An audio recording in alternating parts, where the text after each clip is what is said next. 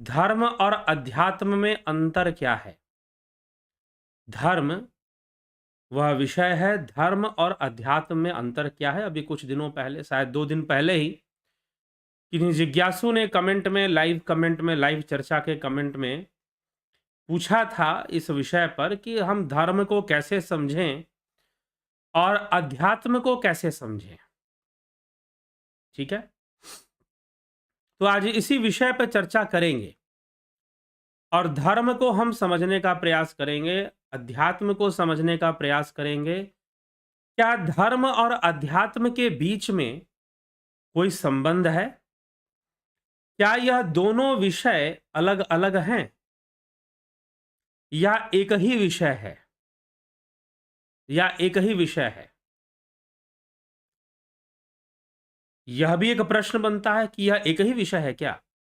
ज्यादातर लोग, बहुत सारे ऐसे लोग हैं जो ये कहते हैं कि धर्म और अध्यात्म एक ही विषय है। यह अलग-अलग विषय नहीं है। उनका मानना है कि धर्म की चर्चा करने का तात्पर्य है आध्यात्मिक चर्चा करना। कुछ लोग ऐसा भी मान लेते हैं। कुछ लोगों का मानना इससे भिन्न है। उनका मानना है कि जी नहीं, धर्म अलग विषय है और अध्यात्म अलग विषय है। ठीक? मानना है कि धर्म अलग विषय है और अध्यात्म अलग विषय है। क्या यह सही है? वाकई में धर्म अलग विषय है और अध्यात्म भी अलग विषय है, या दोनों एक ही विषय है, या दोनों ही अलग-अलग विषय है? कैसे इस बात को समझा जाए? तो बहुत ही संशयग्रस्त रहते हैं कई बार लोग इन दोनों ही विषयों को लेकर, दोनों शब्दों को लेकर, कि धर्म क्या है और अध्यात्म क्या है। तो अब हमें यह विषय ही आज समझने के लिए, मुख्य चर्चा का विषय ही यही है कि धर्म और अध्यात्म में अंतर क्या है? अंतर है भी कि नहीं है? और अंतर है कि नहीं है, या फिर कोई अंतर नहीं है, एक ही है, या फिर बिल्कुल ही अलग-अलग है, या कहीं न कहीं कुछ समानता भी है, दोनों एक जगह जाकर समान हो जाते हैं, कहीं कोई ऐसा पॉइंट होगा शायद। ऐसा भी हो सकता है। तो चलिए इस पे चर्चा करेंगे तो सारी बातें स्पष्ट हो जाएँगी। आप अपने कमेंट करें, अंत में अवश्य आपके कमेंट को भी पढ़ा जाएगा, चिंतित ना हों। तो धर्म क्या है? सर्वप्रथम हम धर्म को समझने का प्रयास करते हैं कि धर्म क्या है? तो धर्म क्या है? धर्म शब्द की जो व्युत्पत्ति है, वह संस्कृत भाषा के धृ धातु से बताई जाती है, जिसका तात्पर्य या जिसका भाव, जिसका अर्थ धारण करने से है। क्या करने से है? धारण करने से है। इसीलिए जब भी आप कुछ धारण करेंगे तो वह आपका धर्म हो जाएगा। परंतु यहां धारण करने का तात्पर्य क्या है? किसी भाव को धारण करना, किसी संकल्प को धारण करना। ठीक ना? यहां पर ऐसे तो आप वस्त्र भी धारण कर लेते हैं, तो क्या वस्त्र धर्म हो जाएगा? जी नहीं। वस्त्र तो आपने शरीर को धारण करवाया है, ना कि वस्त्र आपने भाव रूप में या संकल्प रूप में धारण किया हो। जब आप धारण करते हैं एक डिटर्मिनेशन के साथ, एक दृढ़ संकल्प के साथ, तो वह आपका धर्म है। जैसे कि आपने यह धारण किया कि आप सारा जीवन झूठ नहीं बोलेंगे, चोरी नहीं करेंगे, जो कि यम में आता है, या फिर धर्म के 10 लक्षणों में भी आता है। धृति, क्षमा, दया, शील, ये सारी चीजें जो है धर्म के 10 लक्षण बताए गए हैं, उनमें आते हैं। धैर्य होना चाहिए, शम होना चाहिए, शौच होना चाहिए, इंद्रिय निग्रह होना चाहिए। तो यह सारे विषय धारण करने के विषय हैं। यह सारे विषय धारण करने के विषय हैं। यदि आप धारण करते हैं तो वह आपका धर्म है। इसी प्रकार से कहा गया कि धर्म पत्नी है तो धर्मपति भी है, क्योंकि धारण किया गया। पति के द्वारा पत्नी को धारण किया गया, पत्नी के द्वारा पति को धारण किया गया। धारण किया गया, इसलिए धर्म शब्द जुड़ गया धर्म पत्नी। ठीक। उसी तरह से धर्म बहन भी हो सकती हैं, धर्म भाई भी, धर्म पिता भी हो सकते हैं। ठीक। धारण किए गए तो जो विषय धारण किया गया, स्वेच्छा से धारण किया गया, जबरदस्ती मजबूरी में धारण किया गया, वो नहीं। जो अनिवार्य समझकर धारण किया गया, जरूरी समझकर धारण किया गया, वह धर्म है। जो जरूरी समझकर धारण किया गया वह क्या है? वह धर्म है। तो यह धर्म का विषय है, यह धर्म जो है वो धारण करने का विषय है।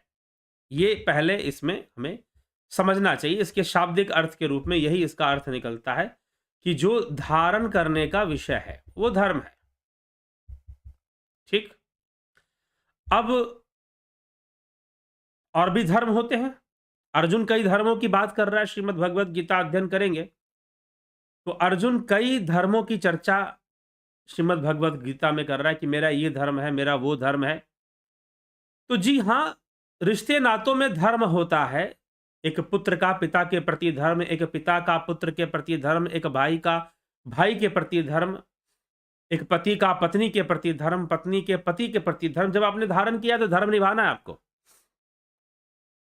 जब आपने धारण किया है तो उसके प्रति जो जिम्मेदारी बनती है वो आपका धर्म है। उस जिम्मेदारी को निभाना, उस कर्तव्य को निभाना, वो धर्म है। ठीक है। जो आपका स्वभाव है वह भी आपका धर्म है। इसीलिए भगवान कृष्ण गीता में अर्जुन से कहते हैं स्वधर्म। तेरा योद्धा होना स्वधर्म है, तेरा क्षत्रिय होना स्वधर्म है। इसीलिए तो इस समय युद्ध कर, तुझे इस समय युद्ध करना चाहिए क्योंकि तेरा योद्धा होना स्वधर्म है। तू अपने स्वधर्म को त्याग कर अगर कोई दूसरा धर्म धारण करता है, दूसरा धर्म यहां पर क्या था? यहां पर दूसरा धर्म क्या था? यहां पर दूसरा धर्म था जो धारण किया गया, जो अर्जुन कह रहा था कि मैं ब्रह्मचारी बन जाऊंगा और ब्रह्मचारी बनकर सारा जीवन भिक्षा मांगकर जीवन व्यतीत कर दूंगा, परंतु युद्ध नहीं करूंगा, ऐसी बात वो कह रहा था। तो तेरा ब्रह्मचारी होना वह स्वधर्म के विरुद्ध होगा, वह परधर्म कहलाएगा, वह मिथ्याचारी होना कहलाएगा, वह मिथ्या आचरण भी कहलाएगा। तो ऐसा तर्क भगवान कृष्ण देते हैं और भगवान कृष्ण कहते हैं कि फिर वह तेरा धर्म नहीं होगा, तेरे स्वधर्म के विरुद्ध होगा फिर वो। तो स्वधर्म का तात्पर्य यहां पर अपने स्वभाव से है, जो नैसर्गिक है। ठीक है। तो उसका त्याग नहीं करना चाहिए, उसका त्याग करने से वह भी पूरा नहीं होता और जो अपना है वह भी छूट जाता है। ठीक। तो ये कई संदर्भों में धर्म की परिभाषा या धर्म का अर्थ कई संदर्भों में लिया जाता है। ठीक।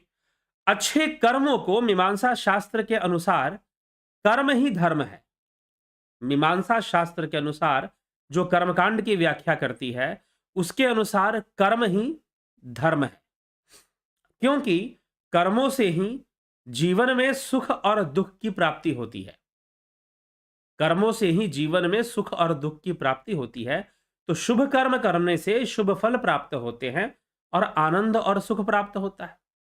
अशुभ कर्म करने से अशुभ फल की प्राप्ति होती है, दुख और व्याधियां उत्पन्न होती हैं उससे। ठीक है।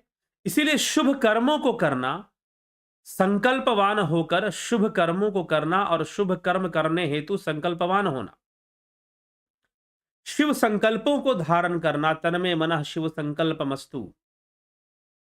शिव संकल्पों को धारण करना, शुभ संकल्पों को, शिव शब्द का अर्थ भी मंगल है, शुभ है, तो शुभ संकल्पों को धारण करना और उसके अनुकूल कर्म करना ही धर्म है। तो मीमांसा कर्म को ही धर्म मानती है। ठीक है। तो एक विषय है धारण करने का, तो धर्म और अध्यात्म। तो धर्म का तात्पर्य धारण करने से है, धारण करने से है। जो भी आप धारण करेंगे वह धर्म की श्रेणी में आएगा। परंतु यहां पर धारण करने के दो पक्ष हैं। एक पक्ष यह है कि जिसने जो आपको धारण करना है, अर्थात आपने धारण नहीं किया, आपने झूठ बोलना नहीं सोचा, आपने प्रतिज्ञा ली कि मैं सत्य बोलूंगा। भीष्म गंगापुत्र भीष्म ने प्रतिज्ञा ली कि वह आजीवन अविवाहित रहेंगे, ब्रह्मचारी रहेंगे, अविवाहित रहेंगे और हस्तिनापुर की सेवा करेंगे। अपने राज्य की सेवा करेंगे, राजा की सेवा करेंगे, हस्तिनापुर की सेवा करेंगे, उसकी सुरक्षा के लिए प्रतिज्ञाबद्ध रहेंगे,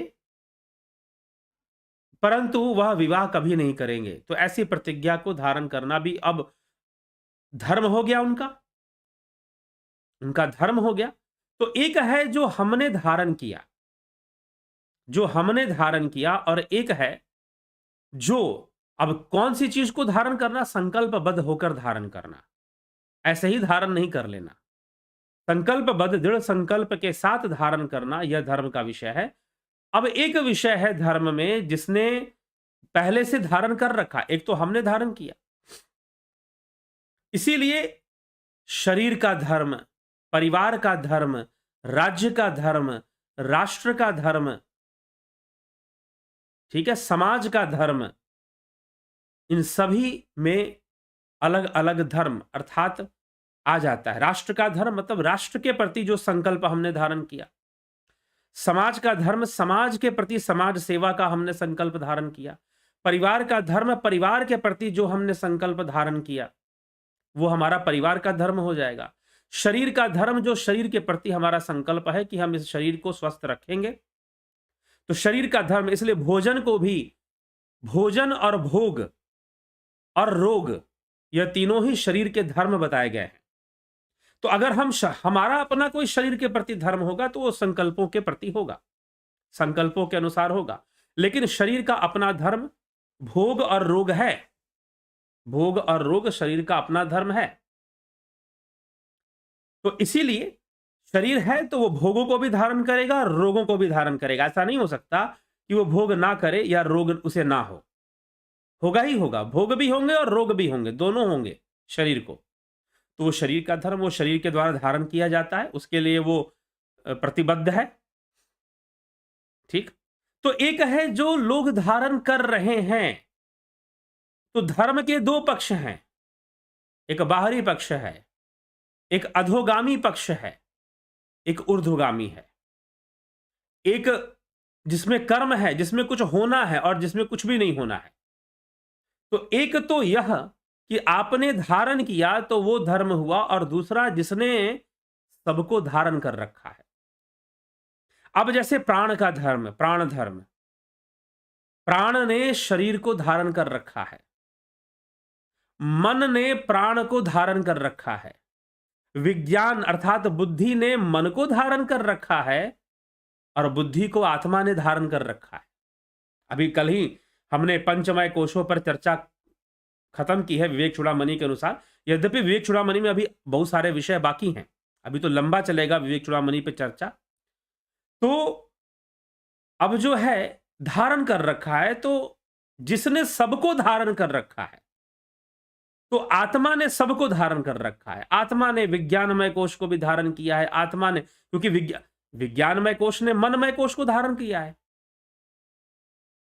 विज्ञानमय कोश ने मनोमय कोश को धारण किया, मनोमय कोश ने प्राणमय कोश को धारण किया, प्राणमय कोश ने अन्नमय कोश को धारण किया। तो इसीलिए आत्मा ही सबसे बड़ा धारक। तो आत्मा ने सबको धारण करके रखा है, आत्मा ने सबको धारण करके रखा है। आत्मा कहिए, ईश्वर परमात्मा कहिए, परमात्मा ने सबको धारण करके रखा है। सबकी स्थिति उसके भीतर है, उस आत्म तत्व के भीतर है सबकी स्थिति, ठीक है। तो आत्म तत्व के भीतर ही सबकी स्थिति बनती है, आत्म तत्व के भीतर ही सबकी स्थिति बनती है। तो आत्मा ने तो सबको धारण कर रखा है, इसलिए आत्मा भी धर्म है। और जिसे आत्मा कहा जाता है, जिसे ब्रह्म कहा जाता है, वही तो सनातन धर्म है। अब आप समझो कि सनातन धर्म क्या है। पहले तो धर्म क्या है, दूसरा सनातन धर्म क्या है। तो सनातन धर्म कहने के लोग कहते हैं कि धर्म, हम सनातन धर्म हमारा धर्म है, लेकिन सनातन धर्म क्या है भाई। तो धर्म के कॉन्सेप्ट को क्लियर कीजिए। धर्म का मतलब धारण करने से है, ठीक है।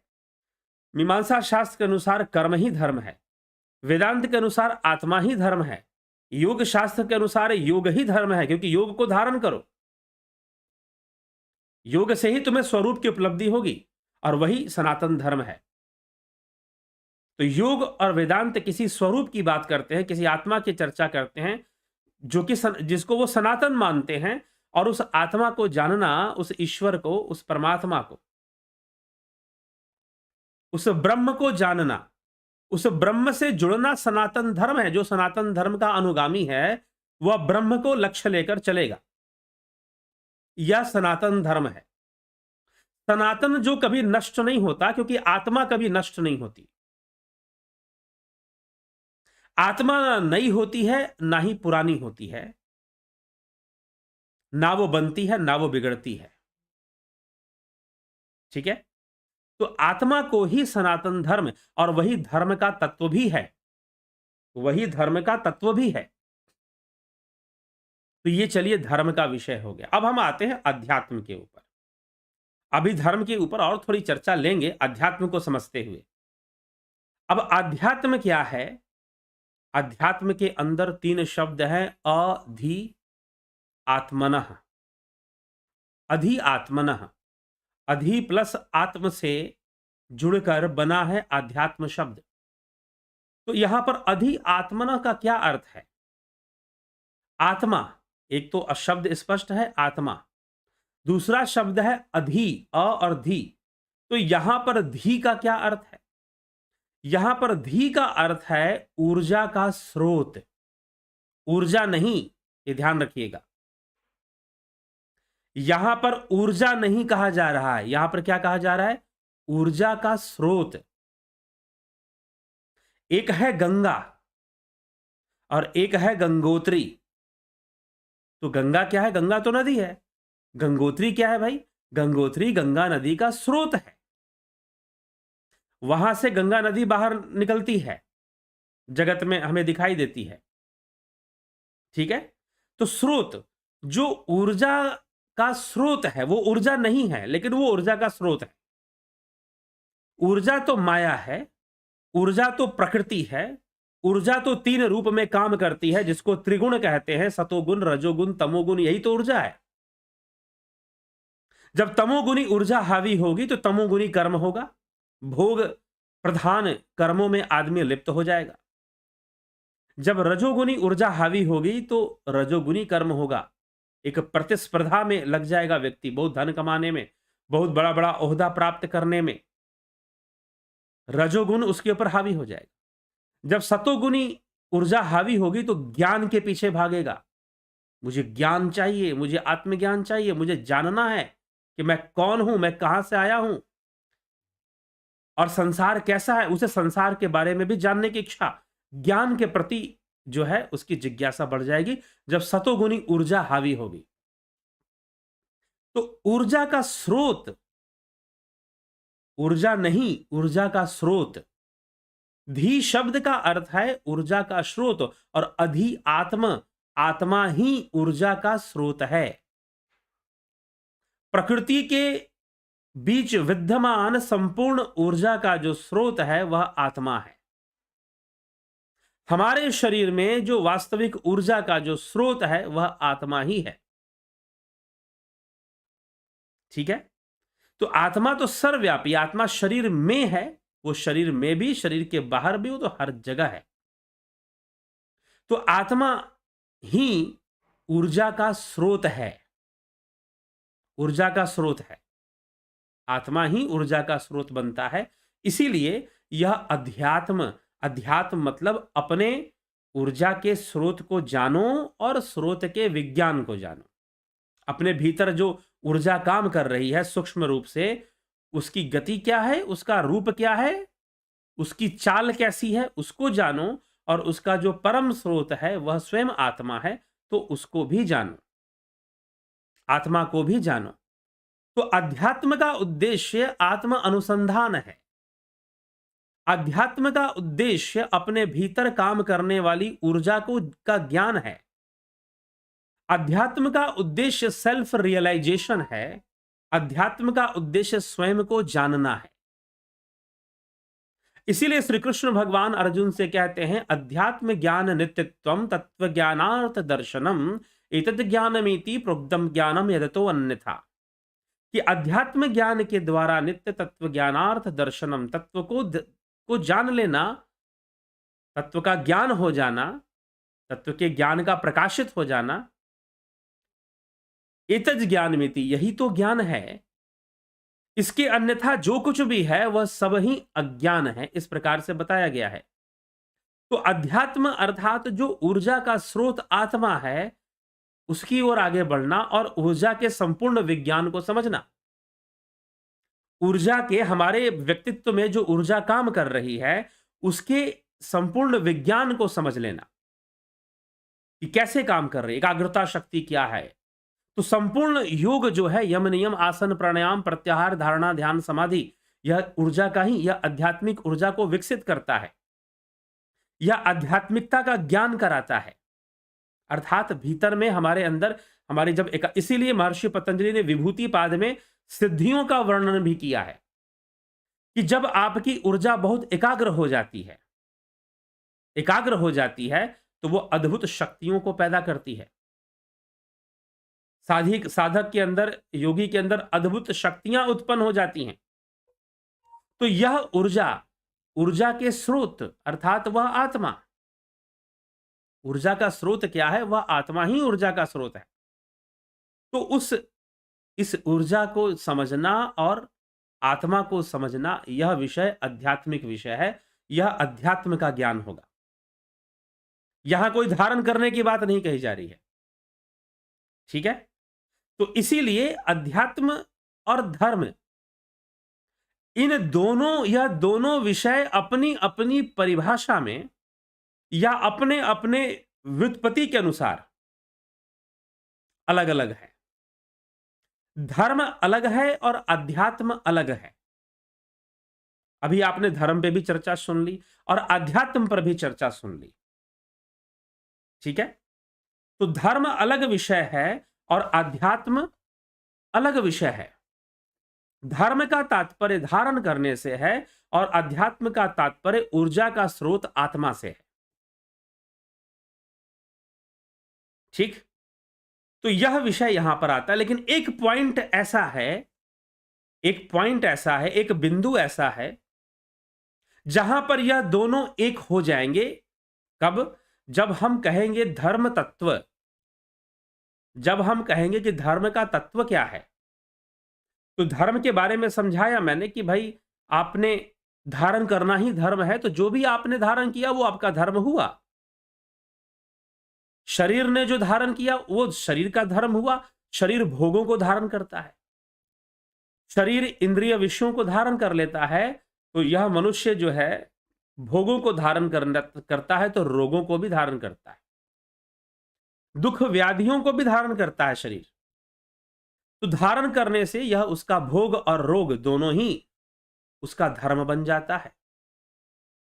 तो ये बाहरी विषयों में धर्म की चर्चा हो रही है, परंतु जब एक ऐसा तत्व जिसने सबको पहले से ही धारण करके रखा है, जिसने सबको धारण कर रखा है, वह सनातन धर्म है,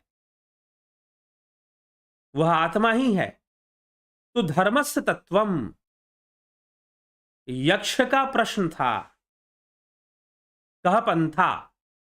कहते हैं कि पांडव अपने अज्ञातवास में और वनवास में उन्हें बहुत प्यास लगी थी, वन के अंदर वो थे।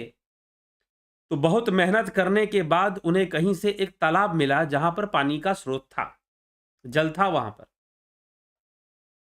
तो वहां पर वह पहुंचे, लेकिन वह जो तालाब था वह किसी यक्ष के अधिकार क्षेत्र में था। तो जैसे ही पानी पीने लगे तो यक्ष ने रोक दिया कि भाई तुम इस पानी को पीते ही मृत्यु को प्राप्त हो जाओगे, मेरे प्रश्नों का उत्तर दो।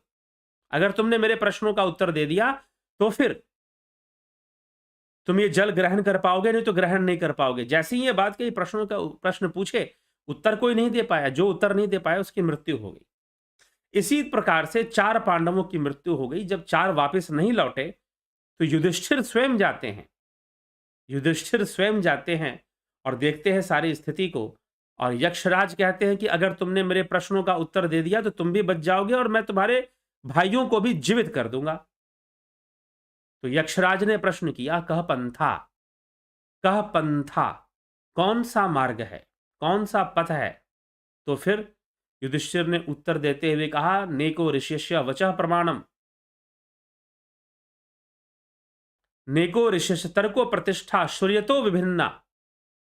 तर्को प्रतिष्ठा, जो तर्कों से ऊपर प्रतिष्ठित होता हो, तर्को प्रतिष्ठा श्रूयतो विभिन्ना, श्रुतियों ने विभिन्न प्रकार से चर्चा की है। क्या की है? धर्मस्य तत्वम निहितम गुह्याम महायनो येन गता सपंथा, कि महायनो येन गता सपंथा, की अर्थात धर्मस्य तत्वम, धर्म का जो तत्व है वह भीतर ही हृदय गुहा में विराजमान है। उसको जानकर धर्मस्य तत्वम निहितम गुह्याम, निहितम जो गोपनीय है, गोपनीय रूप से विराजमान है, इंद्रियों के द्वारा जो गोचर नहीं है, इंद्रियों के द्वारा जो प्रकट नहीं होता इंद्रियों के माध्यम से, वह उसकी चर्चा यहां की जा रही है।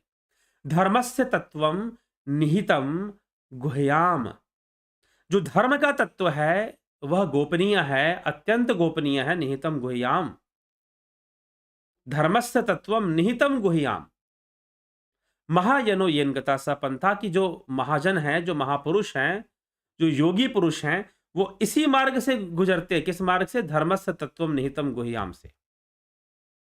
वो धर्म के तत्व से ही आगे बढ़ते हैं और उसी को प्राप्त करते हैं, धर्म तत्व को ही वो प्राप्त करते हैं। ठीक है, इसीलिए कहा गया धर्मस्य तत्वम निहितम गुह्याम। तो यहां पर जिस तत्व की बात की जा रही है कि धर्म का तत्व क्या है, तो वह सनातन धर्म, वह आत्मा ही है। तो यह एक पॉइंट है, यह एक बिंदु है।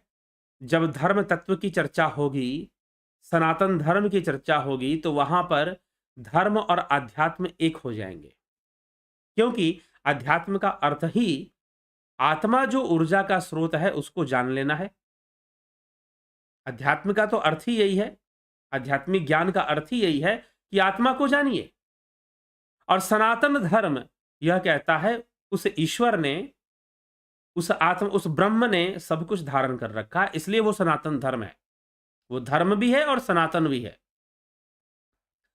वह धर्म भी है और फिर सनातन भी है। तो इस प्रकार से धर्म का विषय और अध्यात्म का विषय होता है। तो अध्यात्म का विषय आत्म अनुसंधान है, अध्यात्म का विषय ध्यान योग है, अध्यात्म का विषय समाधि है, ध्यान है, धारणा है। ठीक है, ये सभी क्रियाओं को करते हुए योग मार्ग पर आगे बढ़ना, ध्यान योग में स्थित होना और उच्च श्रेणी को प्राप्त करना, आध्यात्मिक उच्च श्रेणी को। तो इस प्रकार से यह अध्यात्म है। जब आप ध्यान योग का कोर्स करते हैं, ध्यान योग करते हैं, साधना करते हैं, अपने आप को जानने की कोशिश करते हैं, आत्मा की ओर बढ़ने की कोशिश करते हैं, ढोंग पाखंड से दूर रहते हैं और अध्यात्म के सही मर्म को समझकर अध्यात्म को अपनाते हैं, ना कि मात्र गुरुओं की दी हुई अपनी स्वार्थ में बनाई गई परिभाषाओं को ही मान लेते हैं। क्योंकि धर्म के विषय में लोग अपने आप ही बहुत सारी परिभाषाएं स्वीकार करने लग जाते हैं। ठीक है, तो यह भी एक समस्या आती है। तो इस प्रकार से धर्म और अध्यात्म का भेद बनता है। ठीक, तो जिज्ञासुओं यह हमें समझना चाहिए। धर्म और अध्यात्म का अंतर भी, और दोनों एक पॉइंट पर एक भी हो जाते हैं, यह भी सत्य है। तो धर्म का बहुत विशाल रूप है। धर्म बाह्य भी है, आंतरिक भी है, लेकिन अध्यात्म सिर्फ आंतरिक है। धर्म बाह्य भी है और आंतरिक भी है। मतलब बाहरी धर्म भी हुआ करते हैं, जैसे शरीर का धर्म हो गया, मन का धर्म हो गया, रिश्ते नातों का धर्म हो गया, समाज का धर्म हो गया, परिवार के प्रति धर्म हो गया। जो कर्तव्य हमारे बनते हैं उन कर्तव्यों को भी धर्म कहा जाता है। जो कर्तव्य हमारे बनते हैं उन कर्तव्यों को भी तो धर्म कहा जाता है। तो इस प्रकार से ये धर्म का रूप है। अब सनातन धर्म, धर्म तो धर्म और फिर सनातन धर्म, जो वह आत्मा सनातन है, वह परमात्मा सनातन है। ना उसका जन्म है, ना उसकी मृत्यु है, ना वो नया होता है, ना वो पुराना होता है। वो कण कण में हर जगह एक ही रूप है।